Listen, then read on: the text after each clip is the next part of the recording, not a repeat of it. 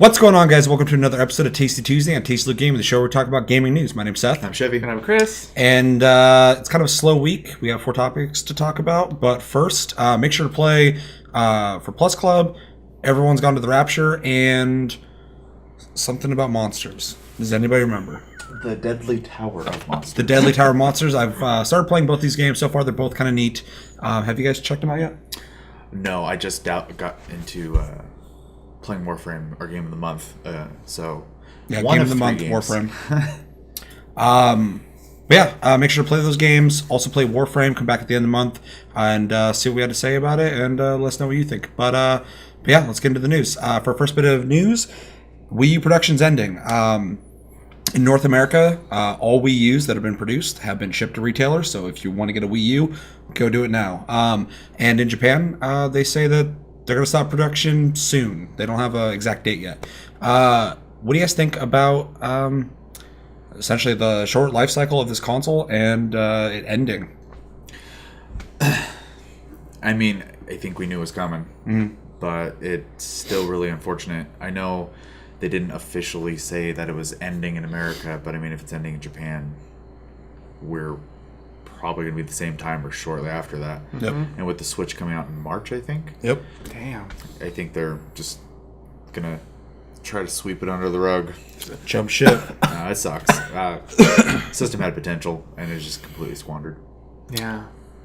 I mean, the Wii U is a really cool console, and it sucks to see it go, but they didn't support it very well. So the only thing I'm really missing is the opportunity that they could have had with the console. Other than that, though, I wasn't expecting games. I wasn't waiting for anything to come out for it.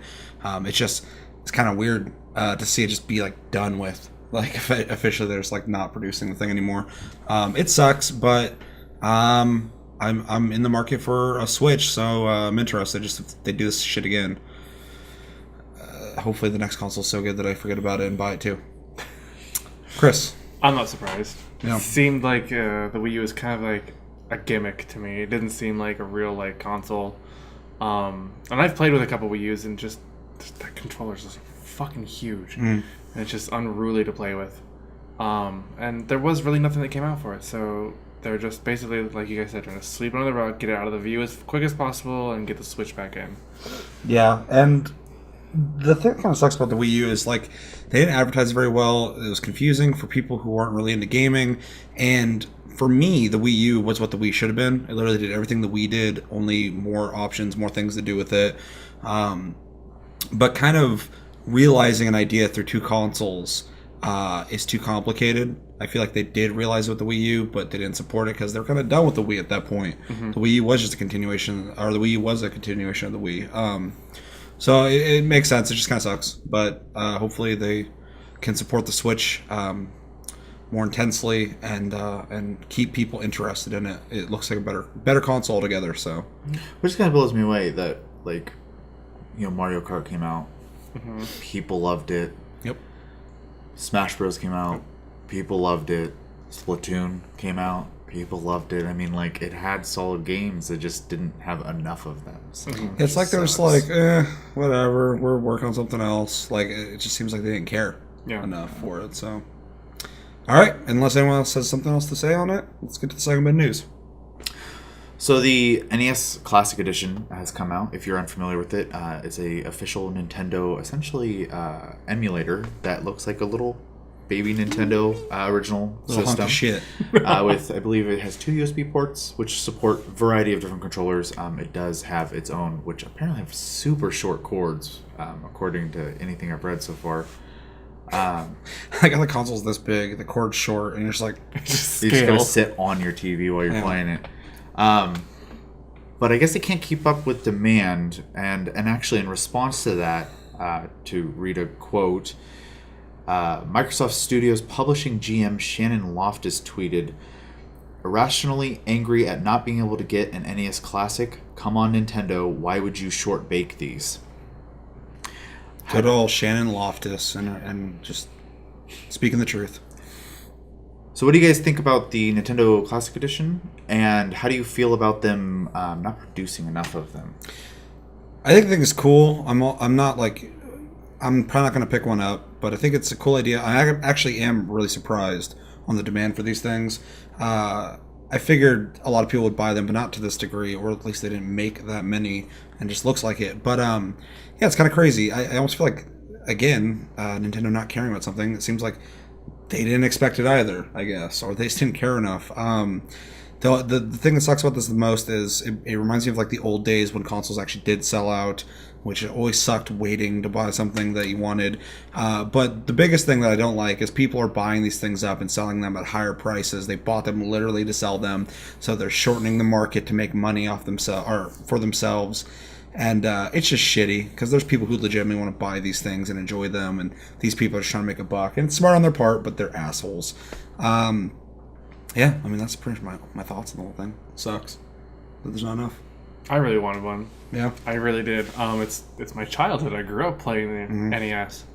It sucks that there's not enough out there, and it seems to me like these days, like even when I went out and tried to buy a PS4 when they first came out, there was never any anywhere, and it seems like a common problem running into like new consoles and even obviously older consoles being made, that they just don't make enough initially, and it seems shitty, but it's also a really good marketing ploy because then you can get a feel of how big the demand really is. You can it's like the safe route, like make a couple, see how big the demand is, and then okay, so we can make more. But it just sucks. I think the thing, especially with what the Microsoft GM had said about them short baking, is the holidays are around the corner. Yeah. Like, did you not expect this? It's $60, and you get, like, what is it, like 30 games on the thing or something like that? I mean, this is like a great little Christmas present, especially because it's real small. You could put it in a stocking. Yeah, I feel like you could really give that to almost anybody and they enjoy it. Yeah, and there's an entire generation of people who never played the original anyways. True. And it's supposed to work better than the Wii U and 3DS virtual system as well. Really? It's supposed to load faster, everything works better. I believe it has, I could be wrong on this part, online connectivity to make sure like it can be like have system updates at least or something like that. I don't think they're adding games to it, but which sucks. I wish they would. Yeah.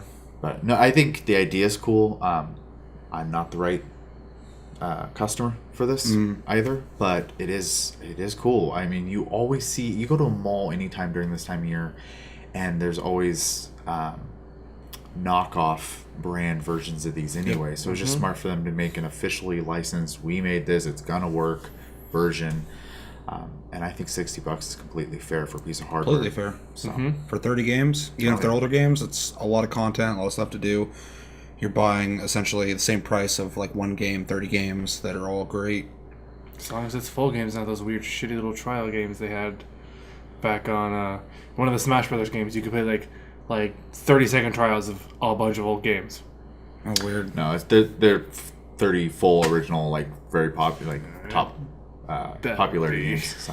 Real quick question: what consoles would you like to see them do this with, other than the NES, and not just Nintendo, but anybody? Dreamcast. That's funny. That's one of the ones I thought of too. PlayStation 1. Yeah. I was thinking Super NES would be dope. I'd be really into that. Sega Genesis, of course. PS1 would be fucking awesome. If they could get 30. I mean, games back then were like 500 megabytes though, so you could easily put 30. CDs are less than 8 gigs. So. Yeah. Dreamcast would be dope. That would actually make me super fucking happy. I'd buy that instantly. Yeah. Like, I don't give a fuck. Make it, Sega. I miss the Dreamcast so much. Yeah, I mean, other ones don't really scream at me too much. But yeah, I'd like to see more of these. Just the NES, also grew up with it, loved it, but I don't have a huge clamoring to want to go back and play a lot of those games. Because I just played them so much. I mean, a couple of them I like to play for like nostalgia reasons for like 30 minutes, but nothing really keeps me playing it, so I can't really see myself investing in something like that. But Dreamcast, I fucking want that. Make that. Any last thoughts? Nope, just hopefully get more out for the holidays. It'd be in your best interest. It'd be crazy if they didn't. Like, we're right on the fucking, we're right there. Okay, for a third bit of news, Warframe, the channel's favorite game, has 2 new Warframes coming out soon. Concept art has been shown off of both of them. The one that's been coming out sooner than the other one is an infected Warframe that looks infected if you play Warframe. Has a lot of moves that you can hit the ground and do more damage to enemies the more you get in it, right? It's like Frost Shockwave. I don't want to break it down too much, but and then there's like some infected things that can like summon, right? It's different. They're maggots essentially, and some of them will latch on and explode. Also do a little CC. There's a tendril one, which is 4 CC, which is also part of an AoE, which is their ult, and then the one of the moves also, I believe, heals a little bit. So it sounds very well rounded. Yeah, it sounds like a very balanced Warframe, and it looks fucking cool. And then the other one is a Bard Warframe that essentially looks very audio-centric in its design, and will allow you to create your own little mini songs for your Bard to play when you're playing them. It has like this weird customization little sequencer, Step sequencer. And yeah, what do you guys think about the 2 new Warframes coming out? Are you excited for them? Which one seems cooler than the other one, from what we know? I'm always excited for new Warframes coming out. I think we all are. Personally, I think the Bard one sounds neater, but it also sounds like it could be more trolly, because that step sequencer, you could just make the most obnoxious sounds ever, and I would just be so angry. I can just hear it now already. But the infested one still seems pretty cool. It does seem like a well-rounded frame, and I'm interested to see what they do with it. My theory with the frames, though, is that they've been doing, like, you've got Ember, who's a fire frame, and you've got Neza, who's a fire frame. They do different aspects of it, and one's a male and one's a female. And I've theorized that eventually what they're going to do is make male and female versions of all the frames. Yeah, and for a long time I've speculated that they would start eventually making similar element frames, which I'm excited to see that. Now with a new Bard frame, we already have oh no, what's her name? Banshee, thank you. So having another one that has to do with that is cool. This one seems like it's more like it's Bard, so it's more like music and audio centric versus silencing yeah, just like that crazy fucking Banshee shit going on. But it's cool. I think the infected one sounds cooler because it sounds like something I can rely on. Before it even comes out, I already know this one's gonna be a solid Warframe because its moves just work. And with Warframe, all the Warframes that just have straightforward moves typically are my go-tos because they just work. The ones that they get a little interesting and complicated with are always hit and miss for me. Equinox is an interesting Warframe. I don't really play Equinox. Chroma, that's the fucker's name, right? Yeah. I hate this Warframe, and I'm so excited for him because his moves are so fucking cool and interesting, and they fucking suck. They don't work well. I got my guy painted up in like pastel pink, yellow, and blue. He looks like an Easter egg because I'm not going to play him, so he looks ridiculous. It's funny because people love him and can make him work really well. I doesn't click for me either. So. God. Apparently he's the best tank in the game. Yeah. What the fuck happened? I haven't played this game in a while, so maybe I got to revisit him. But I was so excited for him before he came out. I was like, holy shit, they're doing these really cool creative ideas. And then I played him like, none of his shit does anything well. Like, it's all cool ideas, but none of it works. I'd rather use like fucking Frost or goddamn Rhino, like, and just get shit done. And I feel like the Infected Warframe is going to do that for sure, especially with how rounded he sounds. Plus, his moves sound fucking dope. The Bard one is interesting. I'm curious about what kind of abilities this one will have. It'd be cool if it's a lot of buffs and debuffs like Bards in most games. I also, as someone who likes to produce music, like the idea of the simplified sequencer. I'll be getting creative with that as much as I can. But yeah, it sounds like a really cool idea. I think it sounds like the more interesting one, like you said. But I know I'm going to rely on the infected one more. Yeah.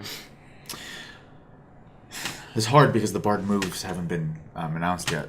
So if I'm going to just go based on appearance-wise, I think the infected frame very much looks Warframe, and I think it's the cooler-looking frame. Though I do have a little bit of a soft spot for the Bard because it almost reminds me of Kingdom Hearts character. Really? And I think it looks super cool in that regard, but it doesn't really look like Warframe to me. So No, I don't think so either. I do think the infected one does look like Warframe for sure, like in its design, and it has a normal version and like an infected looking version. They haven't really said what those two versions are going to be. Pieces pop out, tendrils come out. I'm wondering if like when you use your moves or do certain moves, if that stuff will grow out of you. That's what I was thinking too. Yeah, or maybe like when you're using moves that like is like grabbing people with tentacles, or the ground thing's supposed to attack multiple people when that's happening. Or something. Maybe your infected shit will show up, which would be really kind of disturbing. When I imagine too, an idle animation, they'll come out and stuff too. Because I know like I use Nyx a lot, and the stance I use with her, she'll like kind of flex and steam will come out of her essentially. So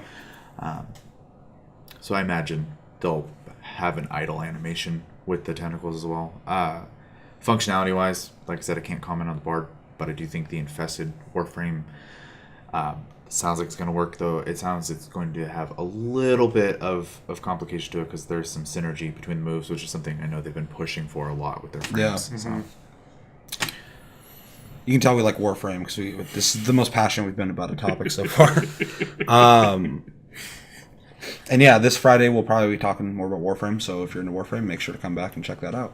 But I think that's pretty much all I have to say on that. We can speculate all day on these things, but from what we know, they both look cool, in my opinion. And we always welcome new Warframes. I mean, getting the news of 2 new ones as opposed to 1, it's huge. It's awesome. So I would like to see kind of what they did with I totally forgot her name now, the newest one.